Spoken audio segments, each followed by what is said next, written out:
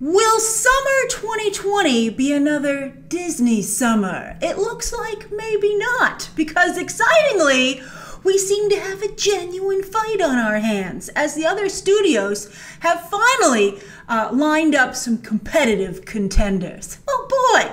While Disney, to make it extra interesting, while they relied heavily on nostalgia in summer 2019 with jaw-dropping success, for some reason, they've decided to change it up for 2020, launching new properties almost all summer long.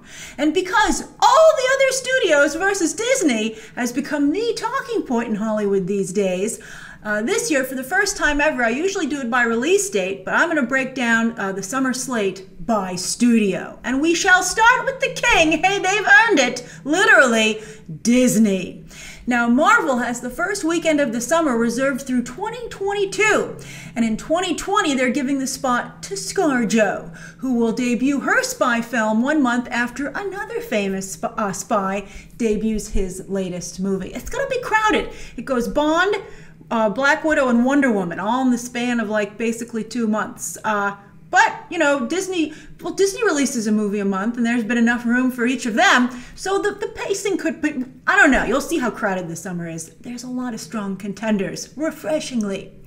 Now, surprisingly, Black Widow was one of the properties fans were least interested coming out of Comic-Con in 2019. They were more excited about the Eternals movie. But with David Harbour playing a cast-aside Russian version of Captain America and Florence Pugh potentially becoming the new Black Widow, well, audience interest might substantially increase once we start seeing these new MCU characters in costume. I know I'm excited about it. But really, the interest in the Black Widow movie coming out of Comic-Con was low. Now, fans and ScarJo have been aggressively lobbying for a Black Widow film since the character debuted like a decade ago. And now they have to prove that they were right. But Black Widow ain't the first female-led MCU movie, and Captain Marvel set the bar very high. Although, it seems that Scarlett Johansson is already catching up to Brie Larson in terms of controversy. Okay, so Disney's like, that's not the model we wanted you to follow. Even Brie Larson, I think, has backed off of it very shrewdly. All right, then, interestingly, Disney is not releasing a film for Memorial Day in 2020, even though Aladdin broke the Disney Memorial Day curse. Instead, the long-delayed ARTEMIS FOWL will finally hit theaters a week later. Boy, that would have put the curse back on. Maybe that's why Disney didn't do it. But hey, to be fair, Kenneth Branagh is having a bit of a career resurgence. So let's see if this is another win for him or an unfortunate hiccup like Jack Ryan. I'm betting hiccup, but I hope that I'm pleasantly surprised. That teaser trailer was very bad, but the movie's been substantially delayed, as you can see, I'm sure, to fix that.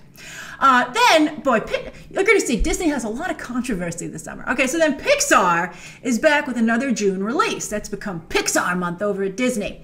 But this time, it's an original film, Soul. That sounds good, right?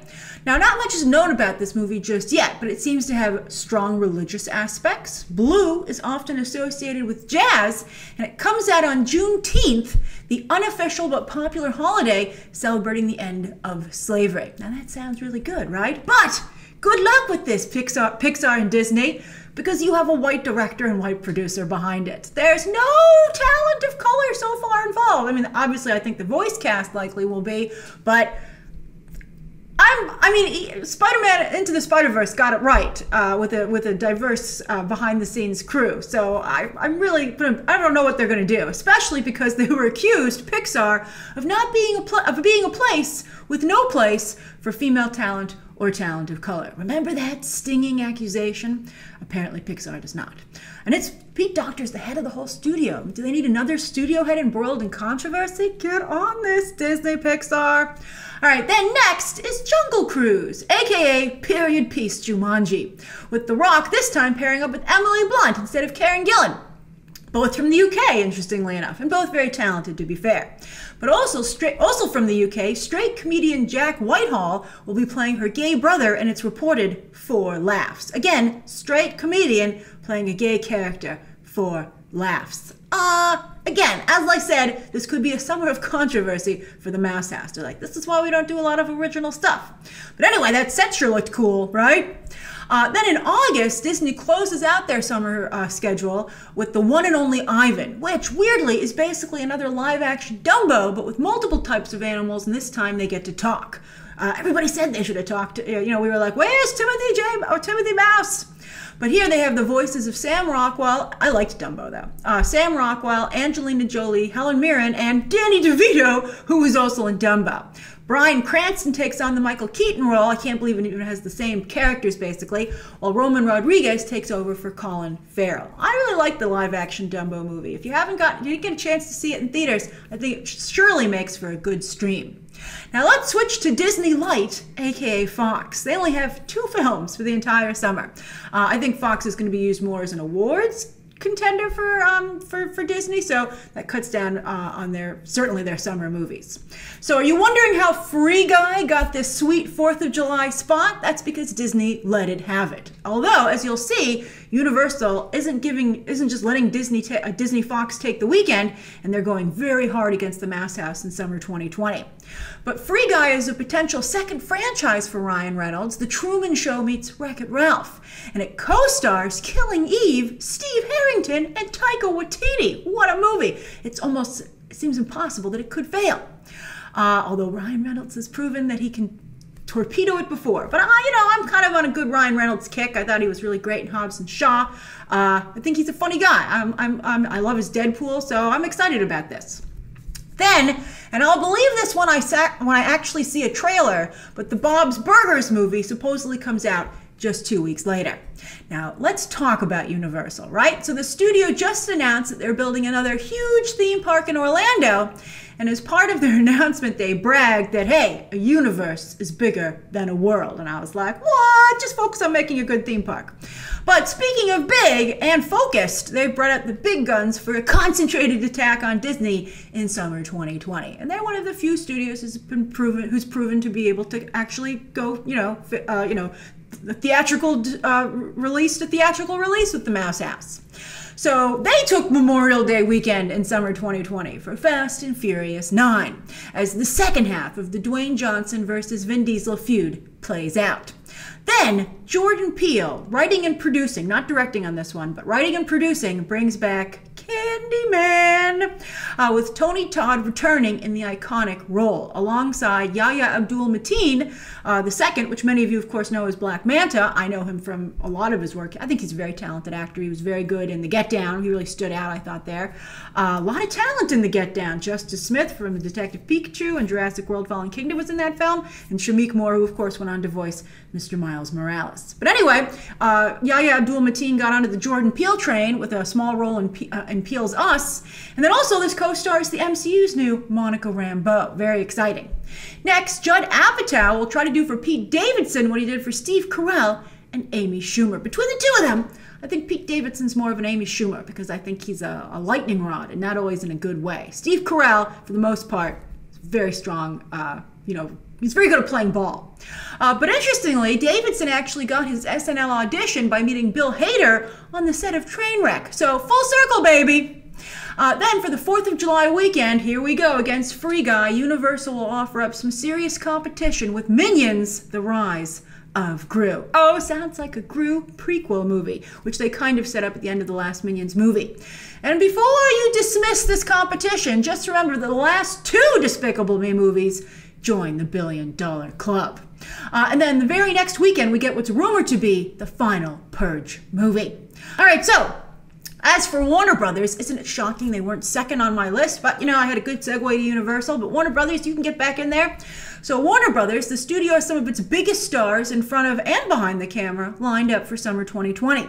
They kicked things off with Scooby and the gang going back to animation in Scoob from Warner Brothers Animation, which has made some really good movies that they don't get any credit for. This has an all-star voice cast headed up by Zac Efron with a script, and this is, I think, an interesting twist, from Edge of 17 filmmaker Kelly Craig. Then, Wonder Woman 1984 will finally hit theaters, while Black Widow is still likely in theaters. It's just going to be a month later. I think it will definitely be in theaters. Hopefully there's room for both of these ladies at the box office. I feel like I'm announcing Glow. And Patty Jenkins, who replaced a lot of the behind-the-scenes people from the first film, will not have made a huge mistake and will build on Wonder Woman's iconic theatrical debut. Although I have to say, after Aquaman hit $1 billion and Captain Marvel did the same, there's a lot of pressure for Wonder Woman to join, her sequel to join the $1 billion club. Next, while Lin-Manuel Miranda himself is firmly entrenched over at Disney, his first Broadway hit, the thing that really got him on the map and allowed him to be able to make Hamilton, well, In the Heights comes to multiplexes via Warner Brothers. Crazy Rich Asians, which was a Warner Brothers film, remember, and step-up director John M. Chu takes the helm here. That's a little scary to me since most of his movies are not good. But I thought he did a really good job with the authenticity. Well, actually, Asia didn't think so, but America did. But we'll see how, I'm sure he'll be respectful of the neighborhood that In the Heights depicts. Anthony Ramos, who appeared in Miranda's original run of Hamilton, will take on Miranda's starring role, but Miranda ain't sitting this one out entirely. He never sits anything out. There's always room for Lin-Manuel Miranda, at least according to Lin-Manuel Miranda, still not sold on his viability as a silver screen star. Or even on the small screen. We'll see how he does in his Dark Materials. Or if people will say, why are you with this again? Because you produced it? I don't know, buddy. But anyway, he will be playing the Paragua guy. Paragua. I made sure I looked it up so I could pronounce it. It's the shaved ice guy who has his own song. So I think that's a good follow-up choice for Lin-Manuel Miranda if he's not going to be the star. Then, perhaps the biggest weapon in Warner Brothers' arsenal, even bigger than DC, is Christopher Nolan. And Tenet, Nolan's return to blockbuster filmmaking, will debut in mid-July, starring a new generation of Nolan stars. They look kind of like the other ones, but they're different. John David Washington and Robert Pattinson. Nolan certainly has a type. Will Nolan do for them what he did for Tom Hardy? Or Cillian Murphy? He did nothing for Cillian Murphy, but John David Washington and Robert Pattinson already have way better careers. And Nolan pretty much already made Pattinson Batman, and this movie is not even out yet. Then, surprisingly, Sony has been rallying as of late, and summer 2020 is no exception. Although they start off with a movie called Greyhound, which is another Tom Hanks war/boat movie. But Tom Hanks is producing this movie himself, and those are usually his weakest movies. Then, Ghostbusters. Oh, this could be good or really bad. It'll certainly be something you can't miss. Well, at least the discussion. We'll see if people actually go to see this movie. Paul Rudd was an exciting casting announcement, although it seems he shall not be a Ghostbuster. He shall just be a science teacher in the movie. I think that's a mistake, but we'll see. The film will still be female-focused, with prolific child actor McKenna Grace front and center. Will she be able to succeed where 4 adult professional comedians could not? Granted, they didn't put their best foot forward, but I thought the movie was a solid B, maybe even a B+, and didn't deserve all the hate that it got. I think to me, honestly, the biggest problem with that Ghostbusters was Paul Feig, and then it seemed more like a television movie than an actual movie. If Jason Reitman can't save his dad's franchise, maybe it's the Reitmans who are the problem, plural, and Sony should give this franchise to another producer. Ivan Reitman didn't even come up with this idea. It was Dan Aykroyd. How does he still have control of this? He has amazing representation when he first made that Ghostbusters deal. Then Morbius. Venom was a very pleasant surprise for Sony. But just because they jumped off a cliff once and survived doesn't mean they can necessarily do it again. But they're going to try. Will Jared Leto make for a more popular vampire than Batman villain? I thought he was pretty interesting as Joker, but nobody even really gave it a chance. We'll see if they'll be interested in his version of Morbius, which I suspect will be a lot like his version of the Joker. Doctor Who should help, and Tyrese was so excited to join this potential franchise. He got a 3-picture deal. Don't make Tyrese cry again. Go see Morbius. Then, speaking of pleasant surprises, Escape Room will get a sequel. Then Paramount has a few big names in play as well in summer 2020. The SpongeBob Movie. Probably Paramount's biggest star. SpongeBob gets a 3rd film, this time a prequel called It's a Wonderful Sponge. Will SpongeBob look back at his life a la George Bailey? That sounds fun. Then Top Gun Maverick. Very strong debut at Comic-Con this year. It was supposed to be a surprise, but we all kind of knew about it, but it was a big deal. But then, in the past, and then the weeks after, boy, did it get hit with some bad publicity, because there were a bunch of interviews with original co-star Kelly McGillis about her not being invited back. And she was like, it's because of how I look, I think. Also, Kelly McGillis She was, at least for a period of time, a member of the LGBT community. You don't want to get into a PR fight with Kelly McGillis. She has some serious ways to hit you back. So I would film a cameo with her, Tom Cruise. You got time, go back and do that, especially after Once Upon a Time in Hollywood blew up in Tarantino's face. I mean, if Val Kilmer can come back, and also with all due respect, he's actually very sick, but still, so can McGillis, right? Rumble, this is an animated movie, which is basically the monster version of that Hugh Jackman movie you might recall of robots fighting, right? So a little girl here will train a monster to fight. Trying to take after her dad, who's also a monster fighter trainer. Then Infinite, originally set to star Chris Evans, Mark Wahlberg will now star in Antoine Fuqua's Infinite. That's a little bit of a downgrade, I think. Also, it's a little bit of a shot at Chris Evans. He's like, is Mark Wahlberg the equivalent of me? I don't even know if that's true. I mean, we'll see. But I think Mark Wahlberg seems like the same thing he always does. So it's about a secret society that can remember all of their past lives. Mark Wahlberg can see some of his past lives, and so he runs into these people, and chaos ensues in the classic fashion. Then Lionsgate has just one contender, but it's a beauty. As Jordan Peele breaks new ground for talent of color in the horror genre, Chris Rock is taking over the Saw franchise. He had an idea, called up Lionsgate, and they said, we don't even need to hear it. Chris Rock, you want to do Saw? Let's go. And Chris Rock will co-star in the movie alongside Samuel L. Jackson. Sounds like a must-see, even for non-Saw fans. Then MGM also has one entry, Legally Blonde 3, with Reese Witherspoon hoping to prove she hasn't fully transitioned over to the small screen. Too bad she's coming off of a weak Big Little Lies season 2, and all the best moments did not involve her. They cut the ice cream throwing scene. She should be like, I need it, I have other projects coming up. If Laura Dern gets to swing a baseball bat, I should get to swing an ice cream cone. She's a producer on that show. Anyway, hopefully her Apple and Hulu shows will be better received. Hulu though, Reese? Really? Hulu? You're already on so many other networks and cable and streaming services. It's ridiculous.